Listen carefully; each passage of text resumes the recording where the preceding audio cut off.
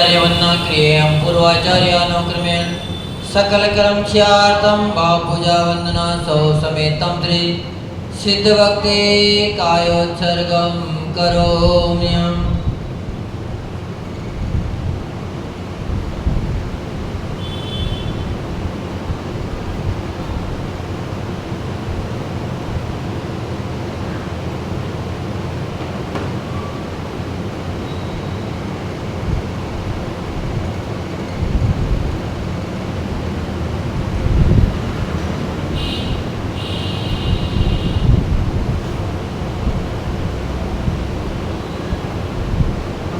सम्मतनानदं संवीरे सुमतयोगहरणम् अगमलगमवाहनम् अट्टगुणाहन्ति सिद्धाणम् तौ सिद्धेन सिद्धे संयम सिद्धे चरित सिद्धेय नाणं विदर्शनं मेय सिद्धे शिरसा नमस्यामि इच्छामि मन्ते सिद्धभक्तिकृतसालोचयम् शम्णानं सम्मदन्तं सम्मचयजित्ताणम् अट्ठवीयकमपमकाणम् अट्ठगुणसम्पन्नाणम् उड्डलोयमत्ययमि पैटियाणम् तौ सिद्धाणं नैसिद्धाणं संयम सिद्धाणं चरितसिद्धाणम् अतीताणं गतवर्तमानकालते सिद्धाणं सौसिद्धाणं निश्चयकालम् अजयमे पूजयमे वन्दामि नमस्यामि दुःखको कमको वहिलाव सुगैगमनं समाहि मरणं यणिगुणसम्पत्तियो मज्जम् अथ अप्राणिकाचार्य वंदना क्रियेयं पूर्वाचार्यानुक्रमेण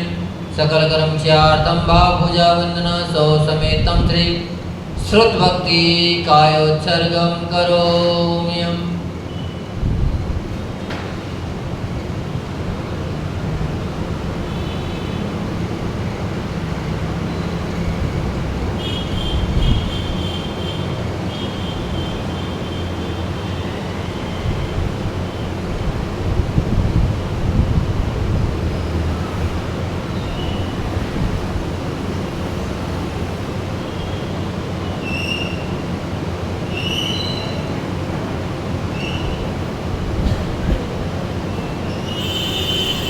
कोटिशतं द्वादशैव कोट्यो लक्षाणशतसहस्राधिकानि चैव पञ्चाशदशोत्तरसहस्रसंख्यामेतच्च पञ्चपदं नमामि।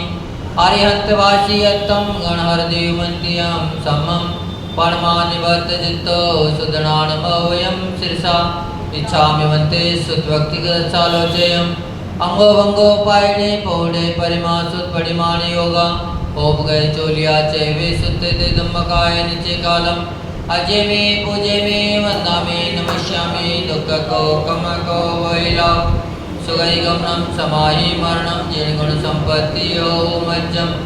अथ प्राणिकाचार्य वंदना क्रियेयं पूर्वाचार्यानुक्रमेण सकलकर्मस्यार्थं भावपूजा वंदना सौ समेतं त्रि आचार्य भक्ति कायोत्सर्गं करोम्यहम्।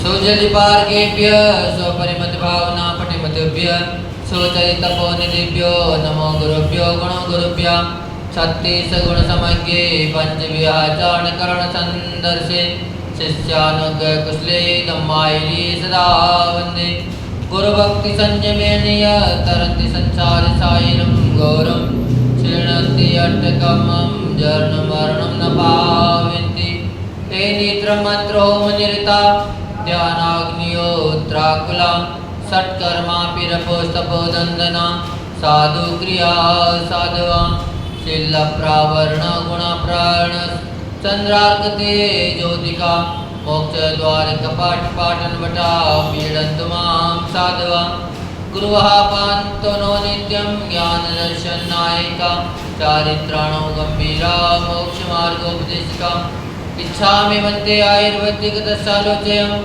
सम्मनानं सम्मदन्तं सम्मजयजित्तानं पंचविहाचानं आयर्याणं आयारादिसदनानं वदेशियानं उवज्जायानं तीरण गुण पालन रयाणं तपसावणं स्यानिचे कालम अजय में पूजे में वंदा में नमस्यामि दुख को कम को वैरव सुगई गमनम समायि मरणम जिन गुण संपत्ति ओम मज्जम श्री आदि सागर आचार्य ब्रह्मचार्य विभूषितम विसजमात्रिकम ज्योतिर्विधि न्यायकम कमिम निमित्तेकं बुद्धि पूज्यं सर्वसंग विदूरितं प्रभावशालिनं धीरं वन्दे त्रिगुणभक्तित वन्दे श्री महावीर कीर्ति सुगरं विद्यार्थी पारदप्रदं काले व्यापितपोनिविद गुणगणे पूर्ण पवित्रं स्वयं नग्नत्वाद्वाविंशति परिसर भग्नोदयो योगिराट पायानुमान को बुद्ध कष्ट कोई रात संसार पातो निधि कल्पांत काल वचना विषया गुरुणा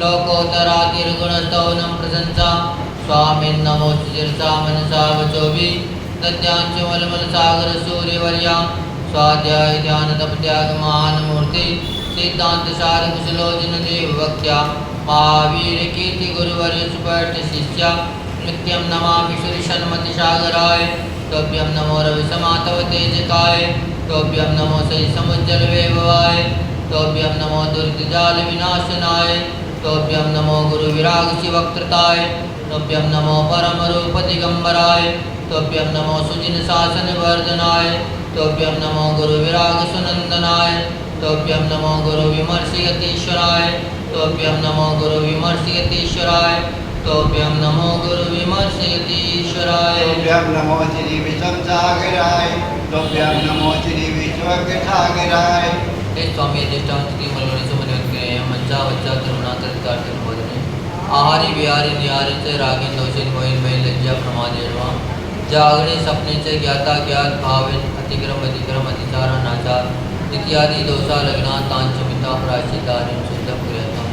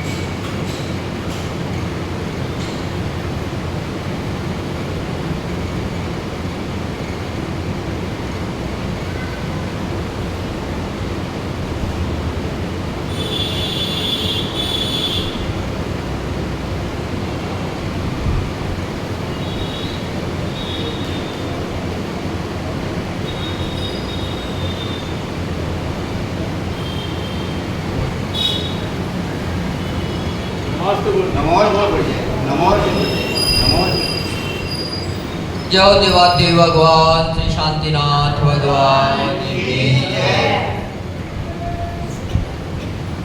जय हो जय हो जय हो जय हो जय हो भगवान जय हो जय हो जय हो जय हो जय हो भगवान जय हो जय हो जय हो जय हो आदि भगवान जय हो जय हो जय हो जय हो आदि भगवान जय हो जय हो जय हो जय हो शांति भगवान जय हो जय हो जय हो जय हो शांति भगवान हमें आए हैं द्वार तुम्हारे हम आए हैं द्वार तुम्हारे दे दो प्रभु जी हमको सहारे दे दो प्रभु जी हमको सहारे शांतिनाथ भगवन भगवन भगवन शांतिनाथ भगवन भगवन भगवन जय हो जय हो जय हो जय हो जय हो भगवान जय हो जय हो जय हो जय हो जय हो भगवान छवि वितरागी प्यारे लागे। रवि वितरागी प्यारी प्यारी लागे। दरस जो पाया धन्य बाग जागे। दरस जो पाया धन्य बाग जागे। चरणों करो नमन नमन नमन। चरणों करो नमन नमन नमन। जय हो जय हो जय हो जय हो जय हो भगवान। जय हो जय हो जय हो जय हो जय हो भगवान। सर्व के स्वामी शरण में आया। सर्व के स्वामी शरण में आया। कहीं न मिला जो सुख पाया। कहीं न मिला जो वह सुख पाया। हर्षित हुए नयन नयन नयन। हर्षित हुए नयन नयन नयन। जय हो जय हो जय हो जय हो जय हो भगवान। जय हो जय हो जय हो जय हो जय हो भगवान। हित उपदेशी आप कहते। हित उपदेशी आप कहते। हम गुण गाने भक्त बन जाते। हम गुण गाने भक्त बन जाते। छोड़ो न अब चरण चरण चरण। छोड़ो नाभ चरण चरण चरण। जय हो जय हो जय हो जय हो जय हो भगवान। जय हो जय हो जय हो जय हो जय हो भगवान। आर जी के बाबा कहते। आरती के बाबा कहते। यक्ष यक्षिणी भी सिर को नवाते। यक्ष यक्षिणी भी सिर को नवाते। झुकते मुनिगण मुनिगण मुनिगण। झुकते हैं मुनिगण मुनिगण मुनिगण। जय हो जय हो जय हो जय हो जय हो भगवान। जय हो जय हो जय हो जय हो जय हो भगवान। दुखिया हो कोई द्वार पे आए। दुखिया हो कोई द्वार पे आए। हंसता हुआ ही द्वार से जाए। हंसता हुआ ही द्वार से जाए। श्रद्धा पावन पावन पावन। श्रद्धा हो पावन पावन पावन। जय हो जय हो जय हो जय हो जय हो भगवान। जय हो जय हो जय हो जय हो जय हो भगवान। जय हो जय हो जय हो जय हो आदि भगवान। जय हो जय हो जय हो जय हो आदि भगवान। जय हो देवादिदेव भगवान श्री शांतिनाथ भगवान की जय। परम पूज्य भावलिंगी संत राष्ट्रीय जी शमनाचार्य गुरुदेव विमर सागर जी महाराज महाराज की जय। परम पूज्य मुनि श्री विश्वम सागर जी महाराज की जय। परम पूज्य मुनि श्री विश्वज्ञ सागर जी महाराज की जय। 16 कांड भावनाओं का चिंतन कर रहे हैं, यानी कि उसकी जानकारी करें कि वाकई में 16 कांड भावना क्या है। 16 कांड भावना अपने को क्या उपदेश दे रही है, क्या संदेश दे रही है, इसके बारे में आचार्य भगवान अपने को यहाँ बता रहे हैं। तो आचार्य भगवान कह रहे हैं कि शक्ति तत्व त्याग भावना। त्याग कैसा होना चाहिए? अपनी शक्ति के अनुसार होना चाहिए। दान और त्याग कभी भी शक्ति से ज़्यादा भी ना करना चाहिए और शक्ति से कम भी नहीं। इसका कारण है जबकि त्याग धर्म है। तो आचार्य भगवान आज धर्म की परिभाषा अपने को समझा रहे हैं, क्योंकि त्याग क्या बता दिया आचार्य भगवान ने? धर्म बता दिया त्याग को। इसलिए जितने भी साधु सन्यासी हैं, संतगण हैं, वो मात्र त्याग करते हैं लेकिन वो दान नहीं करते। इसीलिए धर्म को अंगीकार वही कर पाता है जो वाकई में त्याग से जुड़ता है। दान हमेशा पुण्य को देता है क्योंकि वह पुण्य प्रकृति है। आपको संसार के सुख दिलाएगा, स्वर्ग के सुख दिलाएगा, अच्छा वैभव दिलाएगा, आपकी यश कीर्ति को फैलाएगा दान। लेकिन त्याग आपकी यश कीर्ति को भी फैलाएगा और धर्म से जोड़ने की यानी कि आपके कर्मों की निर्जरा भी करेगा। पूर्व में बांधे हुए कर्मों का संवर निर्जरा होगी और आगामी आने वाले कर्म नहीं बदलेंगे। तो त्याग दोनों से ही आपको रोक देता है। दान एक बार आसक्ति से भी हो सकता है, प्रलोभन में भी हो सकता है, लेकिन त्याग कभी भी प्रलोभन में भी नहीं होता। तो प्रकृति त्याग धर्म है। जो अपनी प्रकृति स्वभाव या शील को प्राप्त करना चाहते हैं उन्हें अपने विभाव का अवश्य ही त्याग कर देना चाहिए। स्वभाव की प्राप्ति कब होगी? मात्र आपको स्वभाव करने से आपको स्वभाव की प्राप्ति नहीं हो सकती। स्वभाव की आराधना करने से आपको स्वभाव की प्राप्ति नहीं हो सकती। स्वभाव को प्राप्त करने के लिए आपको क्या करना पड़ेगा?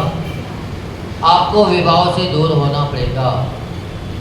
अगर किसी कमरे में अंधेरा हो रहा है तो अंधेरे को बाहर निकालने से कभी भी कमरे में रोशनी नहीं हो सकती। हो सकती है वीरेंद्र भैया? अगर कमरे में अंधेरा हो रहा है और अपन चाहें कि उसको निश्चित ही बाहर निकाल दें तो क्या अंधेरे को बाहर निकालते ही कमरे में रोशनी आ सकती है? नहीं आएगी, क्योंकि वो उसका कारण ही नहीं है।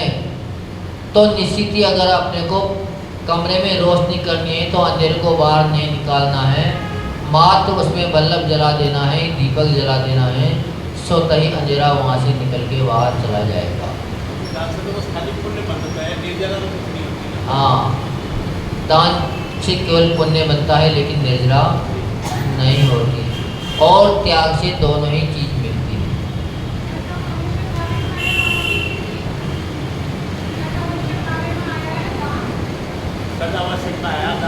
जी, सत आवश्यक में आपका दान आ गया। वह आपके श्राव के हिसाब से आचार्य भगवंत ने उसने गर्भित किया है कि दान देने से आपकी कुछ आसक्ति घटेगी। क्या घटेगी? या जो पाप कर्म उपार्जन करके जो आप पुण्य कमा रहे हो, पैसा इकट्ठा करे हो, तो दान देते उस पाप की विच्छित्ति हो जाएगी। लेकिन त्याग से धर्म जुड़ेगा, दान से कभी भी धर्म की प्राप्ति नहीं हो सकती। दान से हमेशा पुण्य ही मिलेगा। और श्रावकों का कार्य है दान करना कि उनके पास पैसा है, वो कमा रहे हैं, लेकिन साधु के पास न पैसा है न वो पैसा कमा रहे हैं, तो फिर वो दान कैसे दे सकता है? तो इसीलिए साधुओं के सत आवश्यक में दान नहीं लिया गया। दान कहाँ लिया? आपके सत आवश्यक में लिया है, जबकि सत आवश्यक हमारे भी हैं। तो आचार्य भगवान यहाँ कह रहे हैं कि स्वभाव या शील को प्राप्त करना चाहते हो तो उन्हें अपने विभाव का अवश्य ही त्याग कर देना चाहिए। त्याग सदा अपनी शक्ति के अनुसार करना चाहिए। शक्ति तक त्याग ही समीचीन रूप से फलित होता है।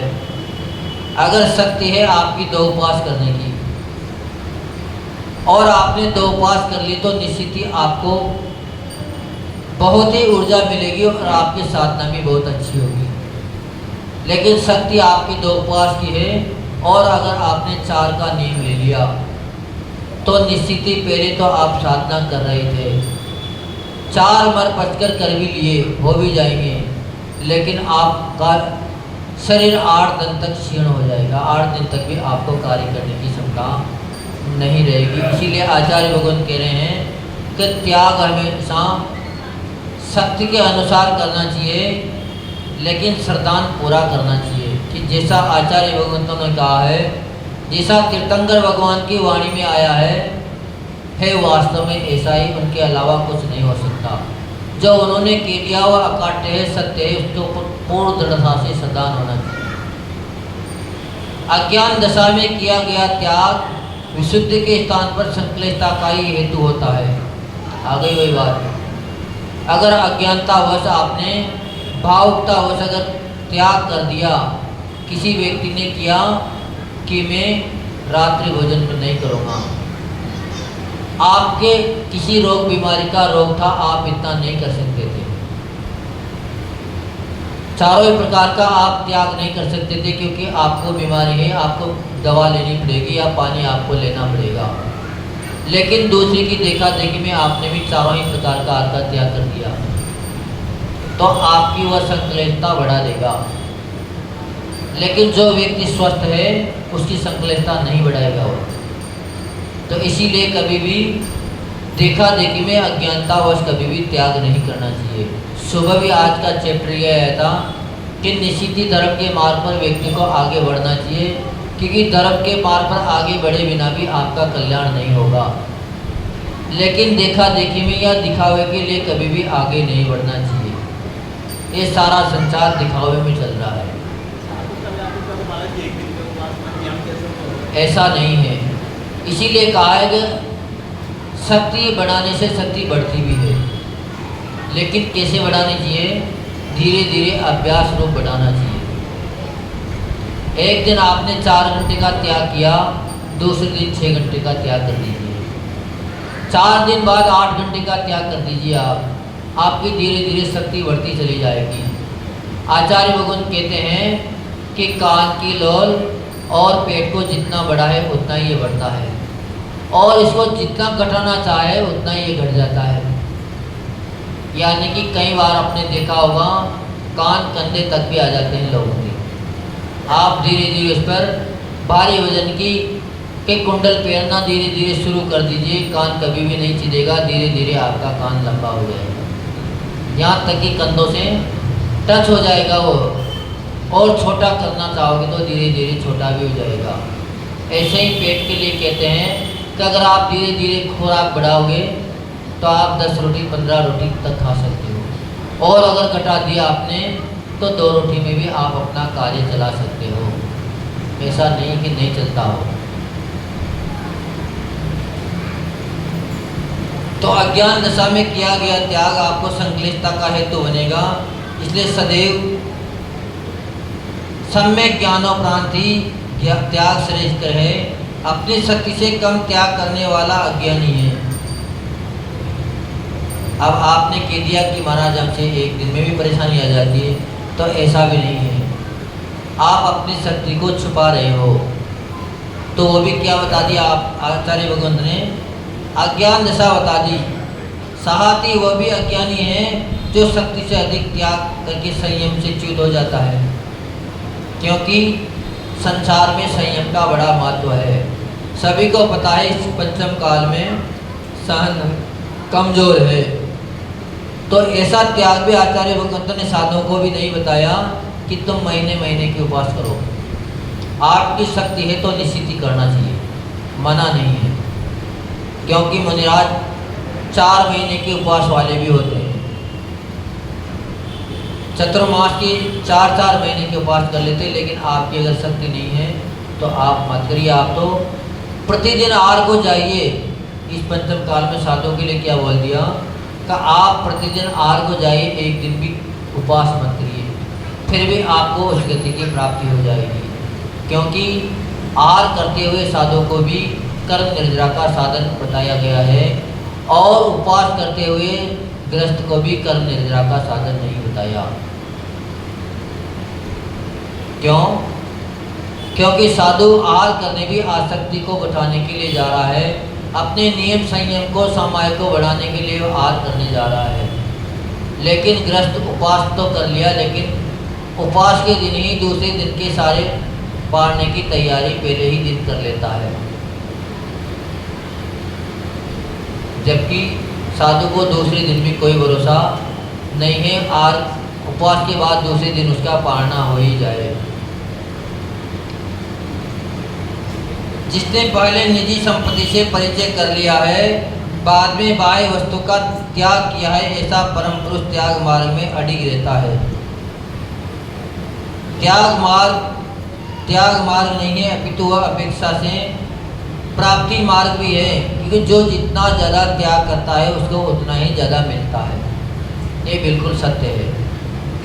आप अगर चाय का त्याग कर दो तो जहाँ भी मेहमानों के पास आप जाते हो तो क्या मिलता है आपको?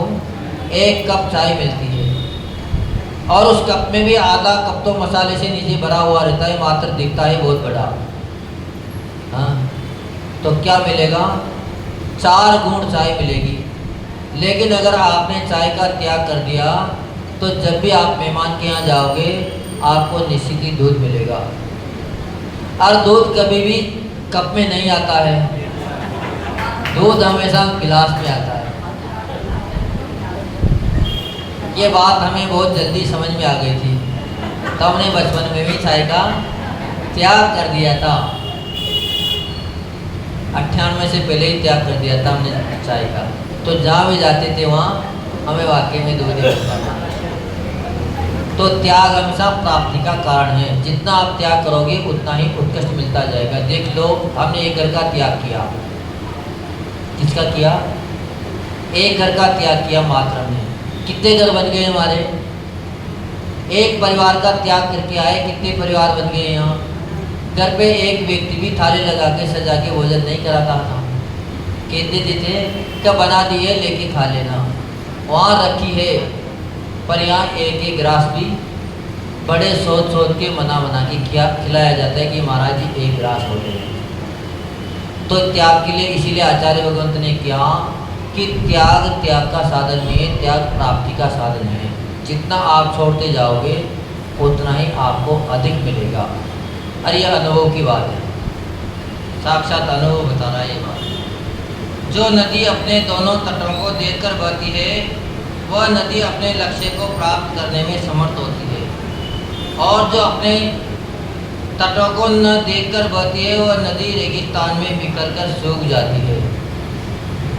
क्या कह रहे हैं आचार्य भगवत यहाँ कि अगर आप त्याग कर रहे हो, संयमित कर रहे हो, अपने नियम कानून के अनुसार कर रहे हो, तो आपको निश्चित ही परम गति की प्राप्ति होगी। जैसे एक नदी दोनों तटों के बीच में बहती है तब तक तो वह सुरक्षित होकर समुद्र में पहुंच जाती है, लेकिन दोनों ही तटों को अगर वो तोड़ दे तो नदी फैल जाएगी, और फैलने के बाद वो बहुत जल्दी सूख जाएगी, वो समुद्र में जाके कभी भी नहीं मिल सकती। ज्ञान व सामर्थ्य से अनुकूल कुलों के बीच में प्रावित त्याग सलीला रूपी श्रीताई मोक्ष पार्थ को सफल बनाती है। वही बात दोबारा आचार्य भगवान बता रहे हैं कि ज्ञान अनुकूल तटों के बीच में करना चाहिए, यानी कि जितना भी आप त्याग कर रहे हो वह अपना सामर्थ्य से ज़्यादा ना करें। बार बार आचार्य भगवान सामर्थ्य से ज़्यादा त्याग नहीं करने की बात ही बताते हैं। इसका मतलब ये भी नहीं है कि वो त्याग करने के लिए मना कर रहे हो आप, वो ये भी नहीं कह रहे यहाँ का आप त्याग ही मत करो, क्योंकि त्याग के बिना भी आपकी निर्जा नहीं हो सकती। त्याग व राग दोनों परस्पर प्रतिविरोधी है, एक स्थान पर एक साथ दोनों नहीं ठहर सकते। विषयानुरागी विषयों का यथार्थ त्यागी नहीं हो सकता, और विषयों का यथार्थ त्यागी विषयानुरागी नहीं हो सकता। भगवान महावीर स्वामी ने उसी त्याग को उपादेय प्रशंसनीय किया है जिसमें राग की कोई शर्त ना हो। इसलिए जब भी त्याग करो तो उसके प्रति कोई शर्त नहीं होना चाहिए। जब भी दान दो तो उस दान के प्रति कोई भी शर्त नहीं होना चाहिए कि ये करेंगे तो हमें ये मिल जाए। कई लोग व्रत उपवास करते हैं तो पहले ही विचार कर लेते हैं कि हमारा अगर ये रोग बीमारी मिट गई या हमारा ये काम हो गया तो निश्चित ही हम व्रत उपवास करेंगे, पर अगर नहीं हुआ तो गड़बड़ हो जाता है काम। क्योंकि कई बार लोग मिल जाते हैं कि महाराज जी आजकल तो हम प्रतिदिन मंदिर आते हैं। उस्मानपुर में थे तो एक व्यक्ति हमारे पास आता था कि महाराज जी आजकल हम प्रतिदिन रोज़ मंदिर आते हैं और मंदिर में हमारा बहुत ही मन लगता है, बहुत मस्ती से उपवास करते हैं। इनका ऐसा क्या कारण होगा? क्या किसी ने बताया था कि मंदिर जाओगे तो आपकी दुकान अच्छी चलेगी? आपका व्यापार अच्छा चलेगा। तो जिस दिन से हमने मंदिर शुरू किया उसी दिन से हमारा व्यापार भी वाकई में बहुत बढ़िया चलता है। तो हमने उनसे कहा कि भैया जिस दिन फिर तुम्हारा व्यापार गिर जाएगा उस दिन तुम्हारा मंदिर छूट जाएगा। तो बहुत अच्छी बात है, तुम्हारे अंदर ये धारणा है कि भगवान का अभिषेक पूजन करने से पुण्य बढ़ता है। देखो, और पुण्य बढ़ेगा तो आपकी संसारिक क्रिया स्वतः ही सफलता को प्राप्त होगी। पर यह सोचकर कभी भी कार्य ना करें कि इस कार्य करने से हमारा ये कार्य हो जाएगा। नहीं तो अगर कोई कार्य कमज़ोर हो गया वापस तो तुरंत ही आपकी श्रद्धा घट जाएगी। तो किसी भी कार्य के लिए अपन भगवान की आराधना ना करें। भगवान की आराधना जब भी करें कर्मों की निर्जरा के लिए करें, और कर्म की अगर निर्जरा होगी तो पुण्य बढ़ना ही बढ़ना है, और पुण्य बढ़ेगा तो आपके सारे सांसारिक कार्य स्वतः ही हो जाएगा। आप लोग सोचते हो कि साधुओं का इतना पुण्य क्यों बढ़ता है, इसके पीछे कारण है। हम जितना खुद नहीं कर पाते हैं उनसे कई गुना अधिक हम आप लोगों से करवा लेते हैं। जैसे आपने कलश स्थापना करी, हमने तो नहीं करी कलश स्थापना तो आपने करी, ले बोली भी आपने लगाई, पैसा भी खर्चा आपने किया, अब उसमें हमें क्या मिलेगा। पर हमने पहले से सोच ली कि इनसे डबल हमें मिलना चाहिए। किनसे?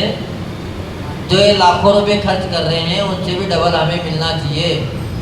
तो उसके पहले ही हमने प्रोत्साहन कर दिया कि भैया जाप भी साथ साथ करनी है। और जिन जिन को हम प्रोत्साहन करेंगे, हमारे प्रोत्साहन से जो जाप कर रहा है तो उसका फल हमें भी मिलेगा। ऐसा नहीं कि हमें नहीं मिलेगा, नहीं मिलेगा। तो निश्चित ही साधु संतों का इसीलिए विशेष पुण्य बढ़ता है, क्योंकि वो खुद भी धर्म मार्ग पर लगे रहते हैं और दूसरे व्यक्तियों को प्रोत्साहन करके लगाने का कोशिश करते हैं। क्योंकि हमें 4-5 दिन से लोगों से कह रहे थे, मैंने कहा भैया अभिषेक करने आओ, पर कोई आ ही नहीं रहा था। तब फिर हमने आज के लिए एक स्कीम सोच ली।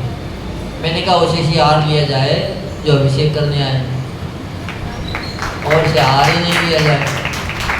तो निश्चित ही 3 दिन से जहाँ भी जा रहे हैं वो तुरंत ही नियम ले लेते हैं, बल्कि 4 दिन का ही लेन में नहीं, लेकिन कम से कम लेते हैं।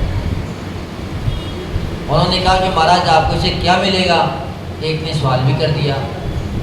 मैंने कहा भैया हमें तो कुछ नहीं मिलेगा, लेकिन हम तुम्हारा फोकट का नहीं कर सकते।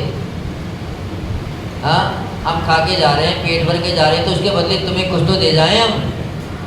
तो हमने आपको नियम देते हैं, आपका पुण्य बढ़ जाएगा, ये हमने दे दिया आपको। तो हमने फ्री का भी नहीं खाया आपका, क्योंकि फ्री का किसी का नहीं खाना चाहिए। हमेशा मेहनत का ही खाना चाहिए, बिना मेहनत का किसी से नहीं लेना चाहिए। बिना मेहनत के लेने वाला आलसी व्यक्ति हो जाता है, और आलसी व्यक्ति फिर कभी भी कुछ कर नहीं सकता। तो इसीलिए हमेशा पुण्य के बढ़ाने के कार्य करते रहना चाहिए। अगर अपनी शक्ति नहीं है करने की, तो जो व्यक्ति कर रहा है उसकी प्रशंसा करना चाहिए, उसकी अनुमोदना करना चाहिए। आप कर नहीं रहे, लेकिन उसकी अनुमोदना प्रशंसा करते ही आपका पुण्य बढ़ गया। जितना वो खर्च करके पुण्य कमा रहा है उतना ही पुण्य आपको भी मिलेगा। ऐसा नहीं कि आपको नहीं मिलेगा।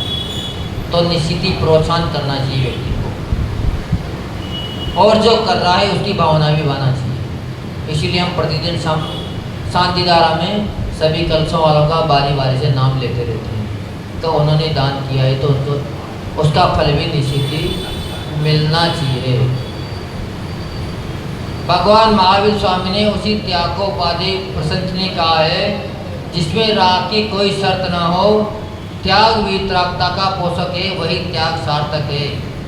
जो त्याग सार्थक होता है उसी त्याग से त्यागी का जीवन सफल एवं सार्थक बनता है। जो त्याग ही व्यर्थ है उस त्याग से युक्त व्यक्ति की सार्थकता नहीं है, यानी कि त्याग करके भी व्यक्ति अहंकार को प्राप्त हो सकता है, मद उसको चढ़ सकता है। तो इसीलिए आचार्य भगवंत ने बता दिया कि वितरागता का पोषक त्याग ही आपका त्याग कारण बनेगा। अगर आपने त्याग तपस्या भी अगर किसी निदान से कर ली तो वह भी आपको संसार का ही कारण बन जाएगा। जिन्होंने ग्रहण किया उनके लिए त्याग करना अनिवार्य है, जिन्होंने ग्रहण ही नहीं किया उन्हें छोड़ने की कोई आवश्यकता ही नहीं है। इसीलिए दान हम लोगों के लिए नहीं बताया, क्योंकि हमने उसको दान को ग्रहण ही नहीं किया। जितना था छोड़, एक बार में छोड़ाए भी है ही, तो उसको दे क्या। हाँ, तो इसलिए फिर आचार्य भगवंत ने कह दिया कि बिना दिए भी काम किसी को कुछ नहीं मिल सकता, जो देगा उसी को ही मिलेगा। जीवन के हर क्षेत्र में त्याग की आवश्यकता है। जन्म के लिए मरण की आवश्यकता है, रोग निवृत्ति के लिए, बाल्य युवा वृद्ध जीवन मुक्त अवस्था के लिए भी त्याग की आवश्यकता है। त्याग किए बिना कुछ भी मिलने वाला नहीं है। इसलिए आचार्य भगवंत ने इसमें यही बता रहे हैं कि अगर आपको जीवन पाना है, जन्म लेना है, तो आपको मरना पड़ेगा। जब तक आप त्याग करना अनिवार्य है, इसलिए निज भावों का ही आश्रय लेना चाहिए, लेकिन परभावों का यानी कि विभाव का हमेशा त्याग करते रहना चाहिए। जो विभावों को अपना मान लेता है वो निश्चित ही दुर्गति का कारण हो जाता है। बाह्य पदार्थों के साथ अंतरंग में विद्यमान परभावों का भी त्याग करना चाहिए, क्योंकि घर परिवार छोड़ना बहुत ही सरल है, बहुत ही सरल है। आपको दिख रहा होगा कि कठिन है, लेकिन धन दौलत जमीन जायदाद छोड़ना ज़्यादा कठिन कार्य नहीं है, बहुत सरल कार्य है। लेकिन आसक्ति को छोड़ना उससे भी बहुत ही कठिन कार्य, इसलिए आसक्ति को छोड़कर ही हमेशा त्याग करना चाहिए। त्याग करने के बाद में उस पदार्थ के प्रति कभी भी अपने अंदर आसक्ति नहीं रहना चाहिए। तो आसक्ति से सही त्यागी आचार्य भगवंत ने त्याग बताया है। तो आचार्य भगवंत ने दो बात बता दी अपने को। तो त्याग आपको हमेशा धर्म से जोड़ेगा, इसलिए आपको धर्म अगर करना है, धर्म से जुड़ना है, तो निश्चित ही आप त्याग करो, क्योंकि त्याग आत्मा के लिए किया जा रहा है, निज भावों की निज परिणति के लिए त्याग किया जा रहा है। लेकिन दान हमेशा पुण्य के लिए ही किया जाता है, पुण्य की वृद्धि दान दिलाता है। तो निश्चित ही आप सभी त्याग से जुड़ने का प्रयास करेंगे। जितना जितना आप त्याग करोगे उतना उतना आपको डबल मिलना शुरू हो जाएगा। यह परम पूज्य बावली के संतराष्ट्र की समणाचार्य गुरुदेव विमर सागर जी महामुनिराज की विषम सागर जी महाराज की जय। विषम सागर जी महाराज की जय।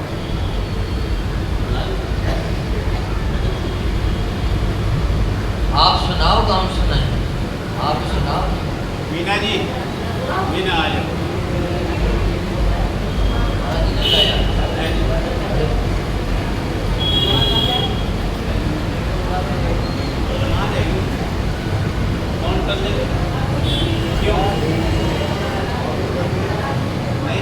कब मिट जाए रे जीवन है पानी की बूंद, कब मिट जाए रे होनी अनहोनी वो होनी अनहोनी, क्या कब घट जाए रे जीवन है पानी की बूंद, कब मिट जाए रे।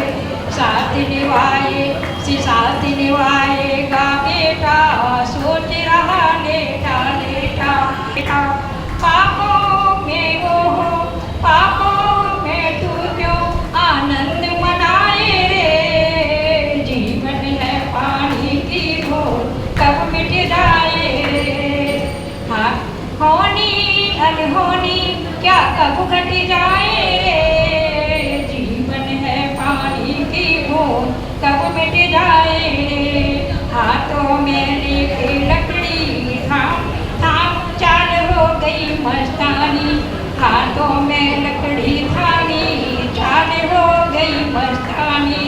यम के घर जाने की जैसे मन में को जैसे ठानी, बेटा बहु हो बेटा बहु हो है, पास न बेटी बेटा है, सोच रहा लेटा लेटा चिल्लाता पानी पानी पानी पानी पानी कोई न देता है, भूखा प्यासा मर जाता, पानी कोई न देता है, भूखा प्यासा मर जाता। जीवन है पानी की बूंद,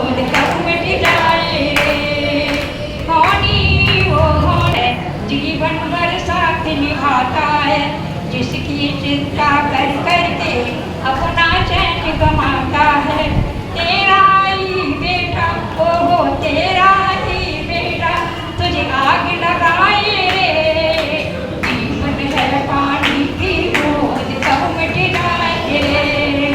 होनी या होनी क्या कब घट जाए रे। जीवन है पानी बूंद, कब मिट जाए रे। जैसा कर्म कमाओगे वैसा ही फल पाओगे, जैसा कर्म कमाओगे वैसा ही फल पाओगे। अपना में कर्ज निभाया है, ये संसार की माया है। तेरा ही बेटा धैर्य से बाहर, ओहो धैर्य से बाहर, कोई न साथ जाए रे। जीवन है पानी की बूंद, कब मिट जाए रे। होनी क्या होनी, होनी या होनी क्या कब घट जाए रे। जीवन है पानी की बूंद, कब मिट जाए रे। बोलो श्री विमल सागर महाराज की जय। बोलो विष्णु सागर।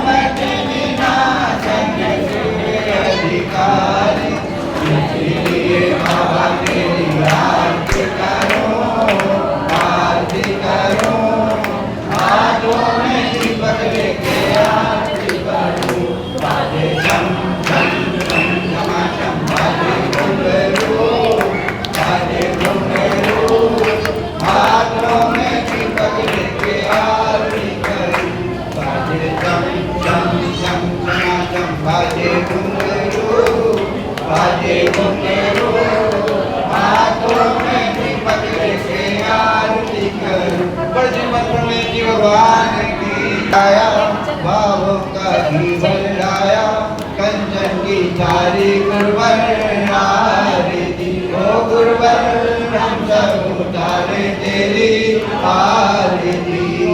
ग्राम जतारा जन्म लिया है, भगवती है माता। जनक कुमार के लाल तुम्हें हम झुका गए हैं माता। गुरुवर हम सब उतारे तेरी आरती। पांच महावरधारी गुरुवर है परिचय के देता। मुक्ति पद के तुम्हें गुरुवर हो सच्चे प्रणेता। गुरुवर हम सब उतारे तेरी आरती। बाल ब्रह्मचारी गुरुवर को झूठा जगना पाया। गुरु विराग करणों आकर संयम को अपनाया। गुरुवर हम सब उतारे तेरी आरती। धरती अंबर तजोड़ जाए वंदन करती है।